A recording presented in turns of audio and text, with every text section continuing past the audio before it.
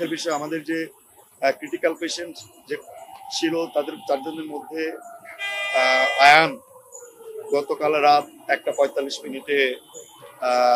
মৃত্যুবরণ করেছে। আপনারা জানেন আমরা রাতেই যখনই হয়েছে আমরা জানতে পেরেছি সেই সময় আমরা নিজেরা ঠিক কথা বলে আমরা ডিক্লেয়ার করেছি, আমরা তাদের প্যারেন্টসদের সঙ্গে কথা বলেছি এবং যথাসময়ে তাদের মৃতদেহকে দাফন করবার জন্য বাকি ব্যবস্থাপনা যা আমাদের পক্ষে করা সম্ভব আমরা সবই করেছি।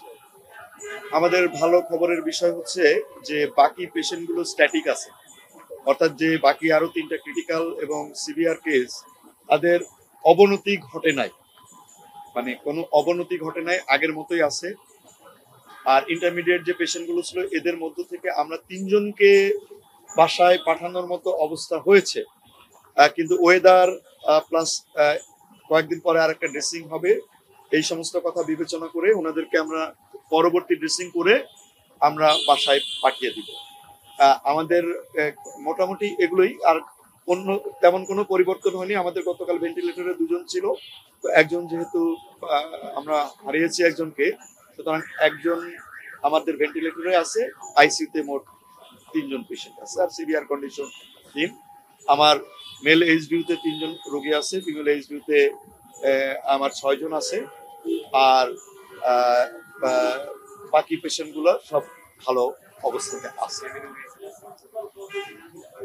এই মুহূর্তে আমাদের কাছে 33 জন রোগী ভর্তি আছে। 3 জন ক্রিটিক্যাল আমরা বলি যে 3 জনের ক্রিটিক্যাল, বাট এই 3 জনের মধ্যে গতকালের থেকে শুধু আমরা গতকালকেও বলছিলাম আয়নের অবস্থা সবসময় খারাপের দিকে যাচ্ছিল, বাকি 3 জনের গতকালকের অবস্থা আর আজকের অবস্থার মধ্যে ভালোর দিকেও যায়নি, খারাপের দিকেও যায়নি। আর সিভিয়ার গুলোর কন্ডিশনও ওরকমই আছে। আমরা সিভিয়ার থেকে ক্রিটিক্যালের দিকেও কেউ যায়নি, আবার সিভিয়ার থেকে যে ইন্টারমিডিয়েটে নিয়ে যাবো সেই অবস্থায় আসে।